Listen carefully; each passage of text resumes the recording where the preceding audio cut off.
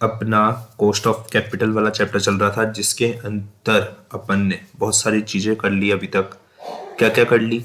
जिसके अंदर अपन ने cost of preference share, cost of equity share, cost of debenture, cost of retained earning, overall cost of capital, weightage average cost of capital बातें की है, और रियलाइज्ड यील्ड अप्रोच सबसे important topic for the exams. And the last one is जो है अपना topic, उसका नाम है sir marginal cost of capital. Sir ये लास्ट टॉपिक बचा है, और आप देख सकते हो सर स्क्रीन पे सिर्फ इतना सा टॉपिक है। मेन जो समझने वाली चीज है इसके अंदर, जो सर ये मार्जिनल कॉस्ट ऑफ कैपिटल है, इसका क्या मतलब है? मार्जिनल का मतलब क्या होता है? मार्जिनल का मतलब होता है सर एडिशनल जो कॉस्ट ऑफ कैपिटल है, जो हमारी एडिशनल कॉस्ट ऑफ कैपिटल है सर वो निकालनी है। और sir marginal cost of capital में सर हमेशा अपन किसकी कॉस्ट निकालते हैं? कॉस्ट निकालते हैं सर हमेशा अपन किसकी? एडिशनल डेप्ट की। किसकी सर? एडिशनल डेप्ट, मतलब सर न्यू डेप्ट, न्यू डेप्ट की। सर किसकी? न्यू डेप्ट की निकालते हैं एंड न्यू शेयर्स की निकालते हैं।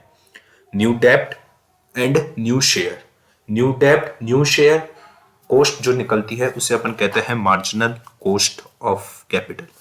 बट सर कभी कभार क्वेश्चन कहता है कि मैंने कोई भी नई इशू नहीं करा है, then existing may also be used.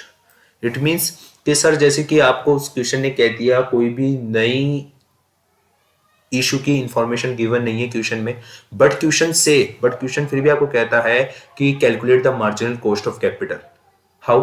कैसे निकाल सकते हो सर? जब क्वेश्चन ने नहीं कहा कि आपने न्यू इशू नहीं करा, फिर भी आपको मार्जिनल कॉस्ट ऑफ कैपिटल निकालने के लिए बोल रहा है, तो इट मीन्स कि सर अपन को क्या करना है? एग्जिस्टिंग को ही न्यू मानते हुए अपन को MCC मतलब marginal cost of capital find out करना है।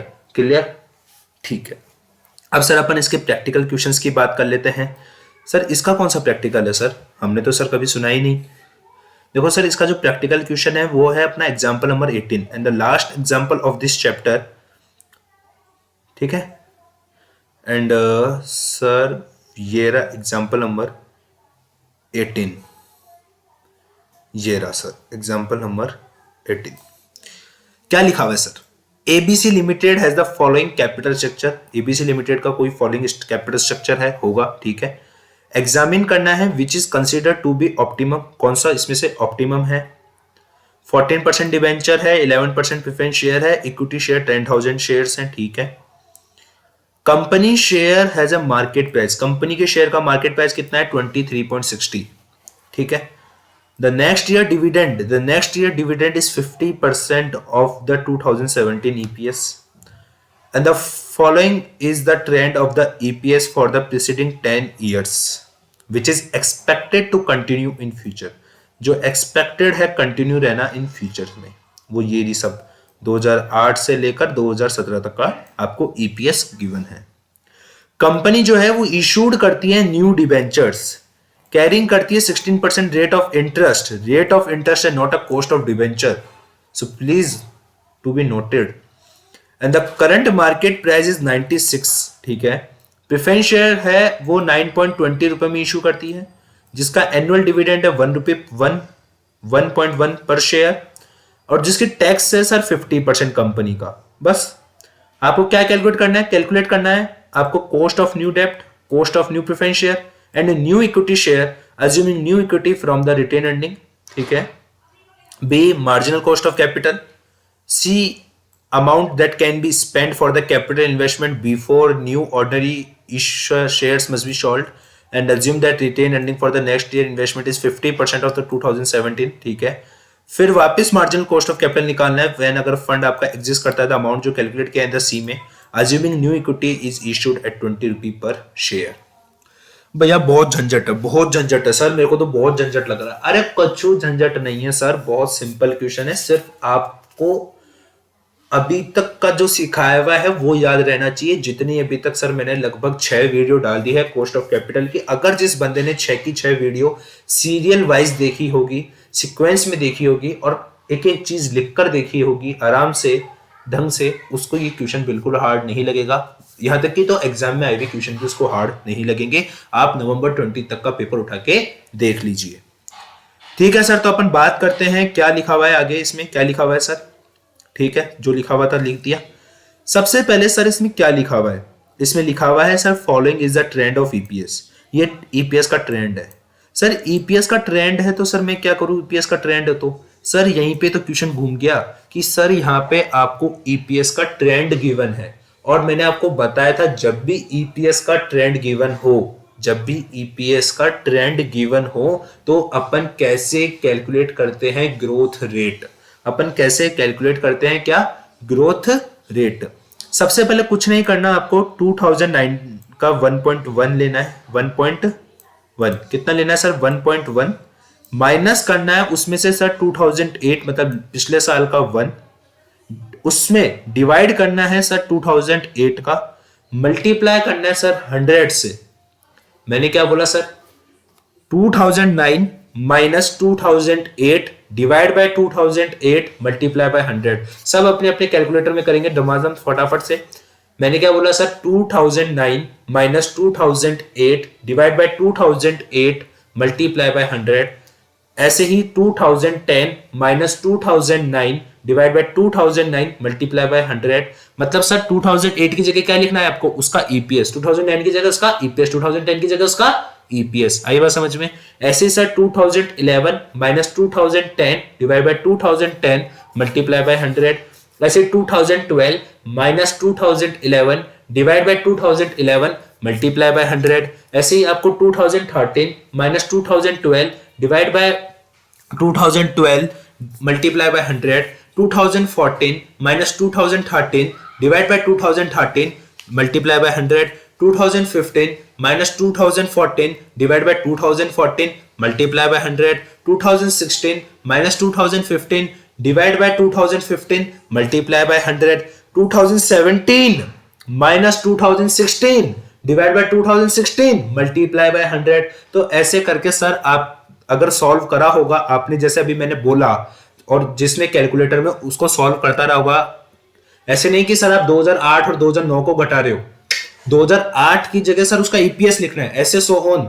ध्यान में आई बात समझ में। मैंने बोला 2017 minus 2016 divide by 2016 multiply by 100, then sir you should place the value of 2017 in place of 2017। 2017 की जगह आपको 2017 की ईपीएस लिखना है, एंड 2016 की जगह सर 2016 का ईपीएस लिखना है। सर ऐसे ही आपको बाकी सारे सालों में करना है, जितनी भी सर मैंने इक्वेशन बोली। और आई थिंक सर आपने वो सारी इक्वेशंस लिख ली होगी, या फिर आपने सर उसको कैलकुलेटर में सॉल्व कर लिया होगा, या सर आपने लिख ली होगी। ठीक है, अब क्या करना है सर, आपने जब सबको सॉल्व करा तो सर आपके पास देखना कि कितनी संख्याएं होती है टोटल। सर कितनी संख्याएं हुई, कितनी होती है सर, 9 होती है सर, 9। सर 9 कैसे, आप देख सकते हो सर। देखो आपने एक बार इसको सॉल्व करा, फिर आपने इसको सॉल्व करा, एक बार आपने सॉल्व करा किसको, 8 9 को, फिर 9 10 को, 10 11 11 12 12 13 13 14 14 15 15 16 16 17। तो सर आपके पास 9 डिजिट्स आ गई, 9 वैल्यू आई है ना। तो सर उन 9 वैल्यू को जोड़ो और डिवाइड बाय 9 कर दो। तो सर मेरे पास आपकी जो ग्रोथ रेट होगी, वो सर जो ग्रोथ रेट होगी वो मैं बताता हूं सर, आपके पास आएगी 10। कितनी परसेंट आएगी सर, 10% सर आपकी क्या होगी, ग्रोथ रेट।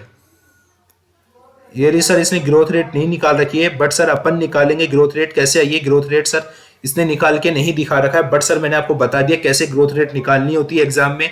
कि सर आपको जो न्यू ईयर का ईपीएस है, मतलब आपके पास जो सर फॉलोइंग ईयर का ईपीएस है, उसमें से प्रीसीडिंग ईयर का ईपीएस माइनस करना है, डिवाइड बाय प्रीसीडिंग ईयर के ईपीएस से डिवाइड करना है, फिर मल्टीप्लाई बाय 100 करता है। ऐसे सर आपको करते चलना है, करते चलना है, करते चलना है। क्या बोला मैंने सर, फॉलोइंग ईयर के ईपीएस से, फॉलोइंग ईयर के ईपीएस में से आपको प्रीसीडिंग ईयर का ईपीएस माइनस करना है, डिवाइड करना है सर आपको प्रीसीडिंग ईपीएस से, मल्टीप्लाई करना है सर 100 से। सर आपको ये कंटिन्यू करते चलना है जब तक ये 17 तक ईपीएस खत्म ना हो जाए। और फिर जितनी भी सर वैल्यूज आएगी उनको आपस में जोड़ के, और जितने वो वैल्यू है उनका आपको नीचे डिवाइड करना है। मतलब सर एक तरीके का आपको एवरेज निकालना है, और सर वही एवरेज आपकी ग्रोथ रेट होगी जो इस क्वेश्चन में 10% आई है। सर आप करके देख लेना, सर आपकी ग्रोथ रेट जो होगी सर वो 10% ही आएगी, और ऐसे ही आएगी।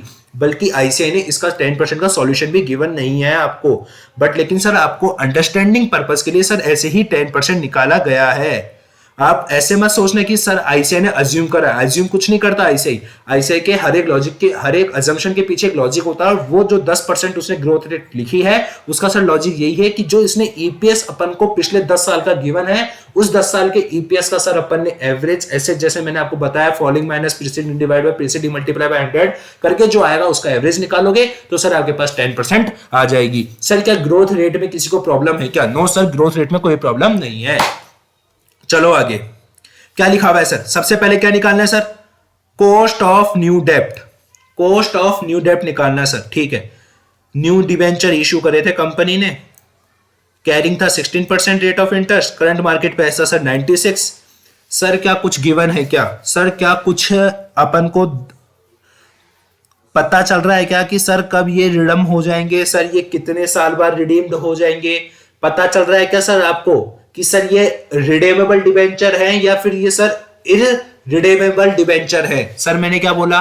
सर एक बात बताओ, क्या ये आर वाले डिबेंचर हैं या फिर आई आर वाले डिबेंचर हैं? मतलब सर ये इररिडेमेबल है या फिर रिडेमेबल डिबेंचर है? सर ये आई आर वाले डिबेंचर है, मतलब इररिडेमेबल डिबेंचर है। क्यों सर? क्योंकि सर यहाँ पे मुझे नहीं पता कि जो मैंने न्यू डिबेंचर इशू करे हैं वो कितने साल के लिए इशू करे हैं। उनका मैच्योरिटी पीरियड सर क्या नहीं है, उनका मैच्योरिटी पीरियड सर डिसाइड नहीं है। तो सर इसमें अपन कौन सा फॉर्मूला यूज करेंगे? सर छोटा वाला फॉर्मूला यूज करेंगे या बड़ा वाला फॉर्मूला यूज करेंगे? सर छोटा वाला फॉर्मूला यूज करेंगे। सर छोटे वाला फॉर्मूला क्या था?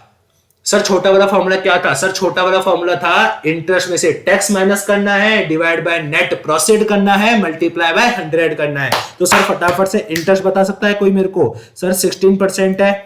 और हमेशा अपन क्या मानते हैं सर? डिबेंचर की फेस प्राइस कितनी है सर? डिबेंचर की फेस प्राइस सर हमेशा अपन 100 मानते हैं, अगर क्वेश्चन कुछ भी नहीं कहता है, क्योंकि सर जब उसकी मार्केट प्राइस 96 है तो सर एक तरीके से उसकी फेस वैल्यू 100 रुपए होगी। यस सर, तो 100 का 16% कितना होता है सर? 16 रुपए होता है सर, 16 रुपए होता है। तो 16 रुपए में से सर सबसे पहले टैक्स माइनस कर देंगे 50%, तो सर 8 रुपए होता है सर, 8 रुपए। तो 8 रुपए में सर डिवाइड करेंगे किसका? नेट प्रॉफिट का। तो सर एक बात बताओ, ये नेट प्रॉफिट सर एग्जिस्टिंग है या न्यू है? सर ये न्यू इशू है। तो सर न्यू इशू के अंदर नेट प्रॉफिट क्या होता है sir? Issue price minus expenses on issue. तो सर इशू प्राइस तो गिवन ही नहीं है, बट सर आपने बताया था if question is silent about the issue price then market price will be considered as a issue price. तो sir market price कितनी है? 96 रुपए। तो डिवाइड किसका कर देंगे सर? 96 का। तो sir 8 divide by 96 multiply by 100 equals to sir कितना आ गया? आप देख सकते हो सर, 8 डिवाइड बाय 96 करने पर आ गया सर अपने पास ये। क्लियर हुआ या नहीं हुआ सर? क्लियर हुआ या नहीं हुआ? यस सर हो गया क्लियर। अगला क्या निकालने के लिए बोला sir? Cost of new preference share. आओ जाओ sir, cost of new preference share sir कितने साल के लिए बोला है सर? कितने साल के लिए इशू करना है? कितने साल के लिए इशू करे, कितने साल के लिए नहीं करे सर? कुछ भी नहीं पता। तो सर ये कौन सा है सर? ये इररिडेमेबल है, इररिडेमेबल। और जो इररिडेमेबल होता है सर उसके लिए छोटा फॉर्मूला या बड़ा फॉर्मूला? सर छोटा फॉर्मूला। सर छोटे फॉर्मूले में क्या सर डिविडेंड वाले केस में टैक्स माइनस होता है क्या? नो सर, डिविडेंड वाले केस में टैक्स की सेविंग नहीं होती है। तो डी अपॉन डिविडेंड में किसका डिवाइड करेंगे सर? नेट प्रॉफिट का। मल्टीप्लाई कर देंगे सर 100 से। तो डिविडेंड कितना है सर? इसका डिविडेंड है 1.1। सर नेट प्रॉफिट क्या है सर? नेट प्रॉफिट है सर न्यू इशू है। न्यू इशू के केस में क्या होता है सर? आपकी issue price minus expenses on issue. Sir issue price कितना है सर? 9.20। सर डिवाइड कर देंगे 1.1 डिवाइड बाय 9.20। क्या करेंगे सर? 1.1 divide by 9.20। तो सर आपके पास आ जाएगा कितना सर? 0.12। Clear sir? यस। अब अपन बात करते हैं sir cost of new equity share. Sir एक बात बताओ, आपके पास नेक्स्ट ईयर डिविडेंड क्या लिखा हुआ है सर? देखो यहाँ पे आपसे क्या पूछा था सर? आपसे sir cost of preference share पूछ ही लिया था सर, यहाँ पे आपसे आराम से पूछ ही लिया था ना सर। देखो सर अब आ जाओ, यहाँ पे क्या लिखा हुआ है सर? यहाँ पे cost of new equity share निकालने के लिए, इक्विटी शेयर है मेरे पास 10,000 शेयर है 1,60,000 के, ठीक है सर। और क्या लिखा हुआ है cost of new equity share में sir? Assuming new equity from the retained earning. आपकी न्यू इक्विटी जो है वो आपकी किससे है? रिटेन अर्निंग से है। चलो ठीक है, देखेंगे। सर एक बात बताओ, आपको कॉस्ट ऑफ इक्विटी निकालने के सर कितने मॉडल बताए थे सर? 5 मॉडल सर, 4 मॉडल बताए थे सर। कौन कौन से थे सर? अर्निंग था, डिविडेंड था सर, ग्रोथ था और कैपिटल असेट्स प्राइसिंग मॉडल था सर। तो सर मैंने अभी इस क्वेश्चन में सर सबसे पहले स्टार्टिंग आपको एक बहुत बड़े फॉर्मूले से करवाई थी कि following EPS minus preceding EPS divide by preceding EPS multiply by 100, ऐसे करते चलना जब तक 2017 ना खत्म हो जाए, और फिर उनका एवरेज करके एवरेज निकाल लेना। तो सर वो क्या निकाला था सर, हमने क्या निकाला था सर, अपन ने ग्रोथ निकाली थी सर। तो अगर अपन को क्वेश्चन में ग्रोथ गिवन है तो सर अपन कौन सा फॉर्मूला यूज करेंगे सर, ग्रोथ मॉडल का फॉर्मूला यूज करेंगे सर। तो अगर अपन ग्रोथ मॉडल का फॉर्मूला यूज करेंगे तो सर क्या होता है ग्रोथ मॉडल का फॉर्मूला सर, डिविडेंड वन मतलब sir expected dividend for the next year, next year के लिए कितना डिविडेंड है, मतलब सर डिविडेंड वन डिवाइड करेंगे सर नेट प्रोसीड का, मल्टीप्लाई करेंगे 100 से सर, फिर उसके अंदर अपन ग्रोथ जोड़ देंगे सर। डिविडेंड जो वन है वो क्या है सर, नेक्स्ट ईयर डिविडेंड है सर वो। और जो नेक्स्ट ईयर डिविडेंड सर इस क्वेश्चन में क्या लिखा हुआ है सर, 50% ऑफ द 2017 ईपीएस। जो 2017 का जो ईपीएस है ये सर जो 2.36 है सर, जो ये 2.36 है उसका 50% है, उसका 50% सर नेक्स्ट ईयर का डिविडेंड है, और नेक्स्ट ईयर का डिविडेंड सर D1 होता है। तो सर इसका 50% निकालेंगे तो सर कितना आ जाएगा सर 1.18 सर, कितना आ जाएगा 1.18 सर। ये क्या हो गया सर अपना D1 हो गया। तो सर D1 तो आ गया सर, अब इसमें डिवाइड किसका करेंगे सर, नेट प्रॉफिट का करेंगे सर। अब अगर एक बात बताओ, अगर आपके न्यू इक्विटी शेयर है और आपको नेट प्रॉफिट निकालना है तो मैंने आपको बताया थे दो रास्ते कि ये न्यू इश्यू है या एग्जिस्टिंग है। सर ये न्यू है, और न्यू के केस में नेट प्रॉफिट क्या होता है sir, issue price minus issue expenses होते हैं सर। क्या यहाँ पे आपको इश्यू प्राइस गिवन है क्या सर, यहाँ पे कोई भी आपको इश्यू प्राइस गिवन नहीं है, बट सर आपको ये पता है कि यहाँ पे आपको पास मार्केट प्राइस गिवन है। और जब भी अपन को इश्यू प्राइस गिवन नहीं होती, question is silent about the issue price, then we will consider the market price as a issue price. तो सर अपन मार्केट प्राइस को इश्यू प्राइस मान लेंगे, और सर अपना जो D1 है वो 1.18 ठीक है, डिवाइड करेंगे सर 23.60 का, मल्टीप्लाई करेंगे 100 से, और प्लस कर देंगे सर ग्रोथ जो कि अपनी 10% है। सर क्या आप बता सकते हो क्या सर कैसे आएगा सर, ये देखो ना सर कैसे आएगा। 1.1 तो अपना डिविडेंड 1 हो गया, डिवाइड कर देंगे सर 23.60 का, क्योंकि सर ये अपना नेट प्रॉफिट हो गया, मल्टीप्लाई बाय 100 करके सर प्लस 10 कर देंगे तो सर आपके पास 15% आ जाएगा सर, 0.15। क्या आपको यहां तक की बात समझ में आई क्या? यस सर, क्लियर हो गई। अगला क्या पूछा सर इसने, अगला पूछा सर कैलकुलेट करना है आपको marginal cost of capital. Sir क्या निकालने के लिए बोला है सर, क्या निकालने के लिए बोला sir, marginal cost of capital. Sir अभी बताया आपने मार्जिनल कॉस्ट ऑफ कैपिटल क्या होता है सर, अभी बताया था आपने। मार्जिनल कॉस्ट ऑफ कैपिटल होता है सर कॉस्ट ऑफ न्यू डेब्ट and new share. If no new share then existing may be also be used. आपने सर यही तो बताया, कॉस्ट ऑफ एडिशनल डेब्ट या मतलब न्यू डेब्ट एंड न्यू शेयर। और अगर आपको न्यू गिवन नहीं है तो आप एग्जिस्टिंग को मे बी न्यू मान सकते हो। आ जाओ सर अब सॉल्यूशन पे। मार्जिनल कॉस्ट ऑफ कैपिटल बोला है सर, क्या मार्जिनल कॉस्ट ऑफ कैपिटल का भी सर कोई फॉर्मूला होता है क्या? सर कोई फॉर्मूला नहीं होता, जैसे weightage average cost of capital निकालते हैं ना सर, वैसे ही निकालेंगे। तो सर क्या करेंगे सर, अपन पहले सोर्स का कॉलम बनाएंगे जिसमें सोर्स लिख देंगे सर, इक्विटी, डेब्ट, प्रेफरेंस शेयर, फिर सर उनकी बुक वैल्यू लिख देंगे सर। बुक वैल्यू लिखने के बाद सर हम उसकी कॉस्ट लिख देंगे। कॉस्ट लिखने के बाद सर जो बुक वैल्यू के बेसिस पे जो वेट होगा वेट लिख देंगे। फिर सर वेट और कॉस्ट को आपस में मल्टीप्लाई कर देंगे। हाँ सर यही करते तो सर अभी भी अपन को यही करना है। क्या दिमाग लगाना है, बस सिर्फ एक मार्जिनल कॉस्ट ऑफ कैपिटल ही तो लिखा है, इसका मतलब सर अपन को न्यू डेब्ट लेना है, एग्जिस्टिंग डेब्ट से मतलब नहीं है, एग्जिस्टिंग शेयर से मतलब नहीं है। ठीक है सर, देखते हैं सर। देखो सर अपने पास न्यू डिवेंचर है ना, और एक अपने पास न्यू प्रेफरेंस शेयर है सर, ये दोनों ले लो। और अपने पास और क्या है सर, अपने पास सर एक इक्विटी शेयर भी है। हाँ सर इक्विटी शेयर है ना, वो ले लो। क्यों ले लो सर? अब एक बात बताओ, देखो सर क्यों ले लो, एग्जिस्टिंग इक्विटी शेयर क्यों लिए मैंने? अब आप सोच सकते हो ना सर कि देखो आपने न्यू एक तो नए डिबेंचर लिए और नए प्रेफरेंस शेयर लिए, तो फिर आपने सर ये क्यों लिए? आपने सर फिर ये क्यों लिया? आपने सर पुराने इक्विटी शेयर क्यों लिए? सर आपने हमारी इज्जत खराब करा दी सर, आपने पुराने इक्विटी शेयर लेके। सर आप एक बात तो सुनो सर मेरी, क्या लिखा हुआ है सर यहाँ पे, when no new share are issued, जब कोई भी नए शेयर इशूड नहीं होते। जब सर अगर कोई नए शेयर इशू नहीं होते तो मैंने सर आपको एक बात बताई थी। क्या बात बताई थी सर? अगर कोई भी न्यू नहीं है तो अपन एग्जिस्टिंग को भी अपन यूज कर सकते हैं। इस कारण से सर मैंने क्या ले लिए सर, एग्जिस्टिंग ले लिए। क्या यहाँ तक की बात समझ में आई क्या? यस सर अब आ गई है, अब हम भी ले लेंगे एग्जिस्टिंग को।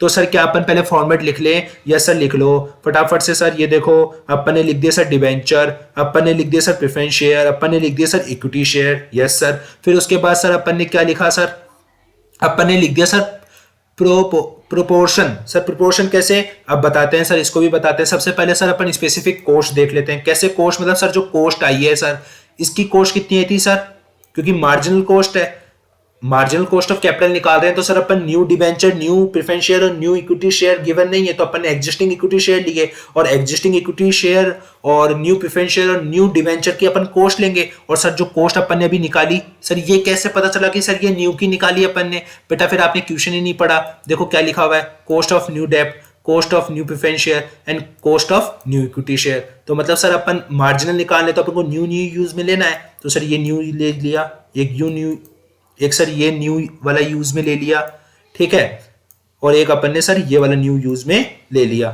ठीक है सर।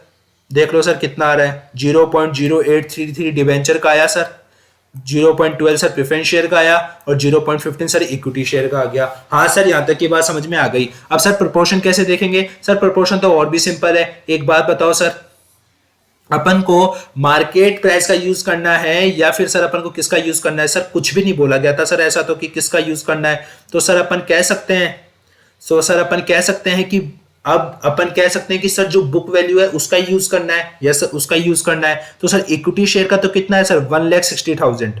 आप सर देखते चलना, इक्विटी शेयर का कितना है सर, 1,60,000। आप इक्विटी शेयर की जगह सर कितना लिख दोगे? एक अलग से एक और यहाँ पे कॉलम बनाना सर, एक अलग से यहाँ पे सर एक और कॉलम बनाना।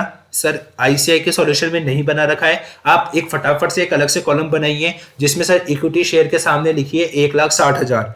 और सर अब एक बात बताओ, जो मैंने नए डिबेंचर इश्यू करे तो सर क्या उनका अमाउंट गिवन है क्या?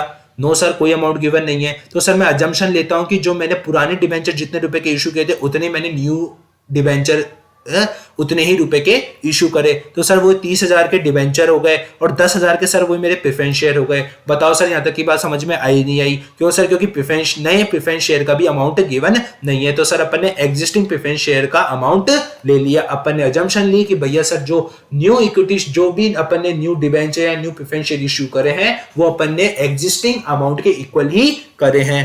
ठीक है सर, आपने लिख दिया equity share 1,60,000, equity share 1,60,000, preference share 10,000 and debenture 30,000। लिख दिया क्या सर? यस। अब एक बात बताओ सर, 30,000 डिवाइड बाय 2 लाख करो, अपन को वेट निकालना है ना, तो सर 30,000 डिवाइड बाय 2 लाख करो।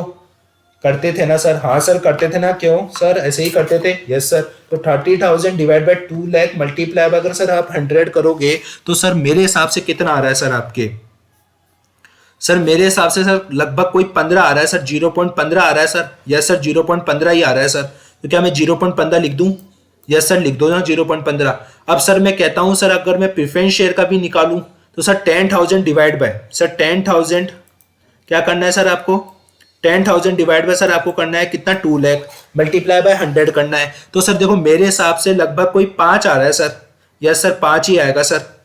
तो सर 0.05 लिख दें सर। यस सर इतना ही लिख दो सर। अब सर ऐसे इक्विटी शेयर का निकाल लेना 1,60,000 डिवाइड बाय 2 लाख, तो सर 0.80 हो गया। Yes sir. अब क्या करना है सर? वेट आ गया, कॉस्ट आ गई, दोनों को मल्टीप्लाई करके सर आप मार्जिनल कॉस्ट ऑफ कैपिटल निकाल लोगे। बताओ यहाँ तक की बात समझ में आई या नहीं आई सर? क्लियर हुआ या नहीं हुआ? यस सर एकदम बढ़िया तरीके से क्लियर हो गया सर। अब देखते हैं सर अपना तीसरा question, determine the amount that can be spent. Sir इसको छोड़ के पहले एक बार सर अपन चौथा देख लेते हैं सर। यस सर चौथा देख लेते हैं। कंप्यूट करना है वही मार्जिनल कॉस्ट ऑफ कैपिटल अगर आपके न्यू इक्विटी शेयर इश्यू होते हैं सर 20 रुपए पर शेयर में। हाँ सर वाह। सर एक बात बताओ, आपको मार्जिनल कॉस्ट ऑफ कैपिटल निकालना है, इट मींस कि सर आपको वही न्यू डेब्ट, न्यू प्रेफरेंस शेयर और वही न्यू इक्विटी शेयर आपको यूज करना है। तो सर वो डिबेंचर और प्रेफरेंस शेयर में तो कोई भी चेंज नहीं होगा। यस सर डिबेंचर और जो प्रेफरेंस शेयर की जो सर अपन ने न्यू डिबेंचर और न्यू प्रेफरेंस शेयर की जो सर कॉस्ट निकाली थी वो तो सर सेम की सेम रहेगी सर। हाँ सर सेम की सेम रहेगी।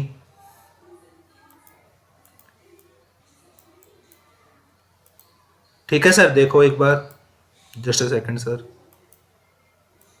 ये तो सर सेम की सेम रहेगी 0.833 डिबेंचर की, और ऐसे सर प्रेफरेंस शेयर की भी सेम की सेम ही रहेगी। प्रेफरेंस शेयर की भी सर 0.12 का 12 ही रहेगा सर। ठीक है सर। और जो न्यू इक्विटी शेयर जो सर अपन ने निकाला था पिछले सेकंड क्वेश्चन में, सेकंड जो पार्ट था इस क्वेश्चन का, उस वो मतलब सर जो अपन ने फर्स्ट पार्ट में जो निकाला था 0.15 वो सर चेंज हो जाएगा। क्यों सर चेंज हो जाएगा? क्योंकि सर एक बात बताओ, अब इस क्वेश्चन ने क्या कहा कि सर वो 20 रुपए में इशू कर रहा है। अब अपन को सर इशू प्राइस यहाँ पे स्पेसिफाई कर दी। अपन को जो पहला जब अपन सर यहाँ निकाल रहे थे तो सर अपन ने इशू प्राइस क्या मानी थी? सर अपन ने issue price sir market price मानी थी, क्योंकि सर अपन के पास इंफॉर्मेशन की कमी थी। बट सर अब अपन को लगता नहीं है कि इंफॉर्मेशन की कमी है, क्योंकि सर अपन को इशू प्राइस दे दी उसने sir. Yes sir, issue price दे दी सर 20 रुपए। तो सर आपको कुछ नहीं करना सर, जो आपने यहाँ पे 23.60 से निकाला था ना सर, जो सर आपने यहाँ पे 20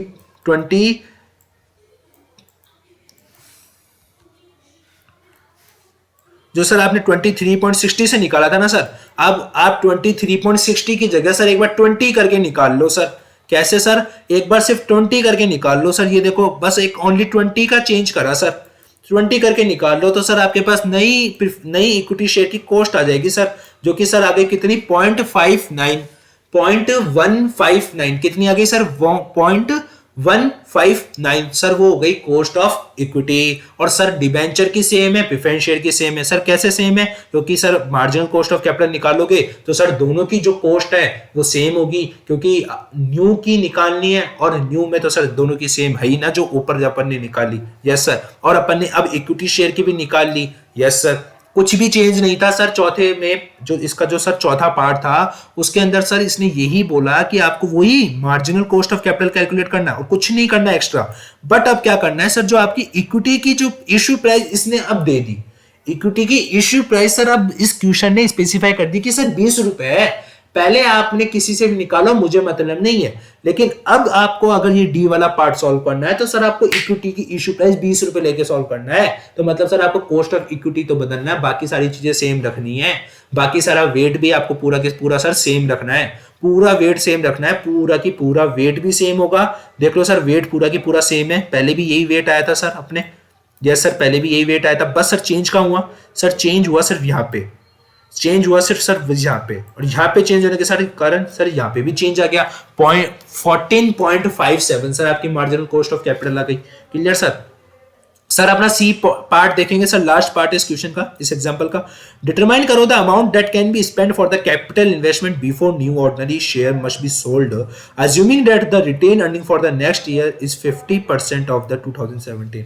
मतलब सर आपको बताना है कि आप कितना अमाउंट सर जो है वो आप स्पेंड कर सकते हो अगर आपकी जो रिटेन अर्निंग है वो आपके नेक्स्ट ईयर के इन्वेस्टमेंट की फॉर द नेक्स्ट ईयर, आपके लिए आपके जो सर रिटेन अर्निंग है फॉर द नेक्स्ट ईयर के लिए, मतलब आपके जो नेक्स्ट ईयर 2017 पे ये क्वेश्चन खत्म हो रहा है, मतलब सर जो 2018 की जो आपके पास जो रिटेन अर्निंग है वो आपकी क्या है? 50% है ऑफ 2017 की। तो सर 2017 कितनी है सर? 2017 की है 2.36। तो सर 2.36 का अपन कितना परसेंट निकालेंगे सर? 50%। तो सर 50% कितना आ गया सर? 50% कितना जाएगा सर? 1.18। कितना जाएगा सर? 1.18 पर शेयर आ जाएगा सर, क्योंकि अर्निंग पर शेयर है ना सर। जब अर्निंग पर शेयर है मतलब सर पर शेयर अपने 1 रुपए 18 पैसे, अपने सर 1 रुपए 18 पैसे सर अपने लिए क्या होगा? रिटेन्ड अर्निंग होगा। क्योंकि सर उसने क्या बोला, आप ढंग से पढ़ो सर, रिटेन्ड अर्निंग जो होगी नेक्स्ट ईयर की वो 50% ऑफ 2017 होगी। मतलब सर 2017 में जो एक शेयर पे जो सर अपन 2 रुपए 36 पैसे जो अपन अर्निंग करते हैं उसका 50% मतलब सर 1 रुपए 18 पैसे अपने सर नेक्स्ट ईयर के लिए क्या होगा सर? रिटेन्ड अर्निंग होगा पर शेयर का। तो सर एक बात बताओ, अपने पास क्वेश्चन में कितने शेयर गिवन है सर? 10,000 शेयर गिवन है। तो सर टोटल रिटेन्ड अर्निंग कितनी होगी सर अगले साल के लिए? सर अगले साल के लिए टोटल रिटेन्ड जो अर्निंग होगी वो होगी सर 11,800। कितनी होगी सर? 11,800। आई बात समझ में सर? अपने 10,000 क्यों मल्टीप्लाई करा? Yes sir. अब एक बात बताओ सर, अपने पास जो इक्विटी है, अपने पास सर जो इक्विटी है वो इक्विटी कितनी है सर? इक्विटी का कितना पोर्शन है सर? 80% पोर्शन है सर। आप देख लो 1,60,000 डिवाइड बाय 2 लाख, या फिर सर आप कभी भी देख लो सर, आपने सर दोनों जो आपने निकाला तो सर आपने कितना परसेंट लिखा सर इक्विटी 80%, कितना परसेंट लिखा सर इक्विटी 80%। किसी भी क्वेश्चन में देख लो सर आपने 80% लिखा है, इस क्वेश्चन में सॉरी इस क्वेश्चन के किसी भी पार्ट में देख लो सर आपका इक्विटी का जो प्रोपोर्शन है वो 80% है। तो सर एक बात बताओ, retained earning is a part of equity, retained earning is a part of equity. तो सर क्या मैं ये कह सकता हूं कि सर जो मेरे पास रिटेन अर्निंग में ये कह सकता हूं कि सर जो ये मेरे पास रिटेन अर्निंग आई है 11,800, वो सर 80% है सर, वो इक्विटी का सर 80% है ना। तो सर मैं अगर 11,800 में डिवाइड कर दूंगा 80% का, तो सर मेरे पास आ जाएगा क्या, amount which can be spend, जिसे स्पेंड किया जा सकता है टूवर्ड द इन्वेस्टमेंट की और। आई बात समझ में? यस सर, क्लियर हो गया सर। आज की वीडियो में इतना ही, अब मिलते हैं अपन सर अपनी नेक्स्ट वीडियो में। आपने अभी तक हमारे चैनल को लाइक शेयर सब्सक्राइब नहीं करा है तो कर लीजिएगा। सिर्फ इस कॉस्ट ऑफ कैपिटल का सर एक क्वेश्चन बचा है, क्वेश्चन नंबर 5, वो और सॉल्व करवाना है, फिर ये चैप्टर सर पूरा समाप्त हो जाएगा। मुझे लगता है कि आपको सर ये चैप्टर अच्छी तरह समझ में आ रहा है, ऐसा मैं सर आपसे ये उम्मीद रखता हूं। और सर आपको अगर कोई भी डाउट हो तो सर मेरा व्हाट्सएप नंबर मैं कमेंट बॉक्स में दे दूंगा, उस पर आप मुझे व्हाट्सएप कर सकते हैं। जब तक के लिए सर धन्यवाद, बाय बाय।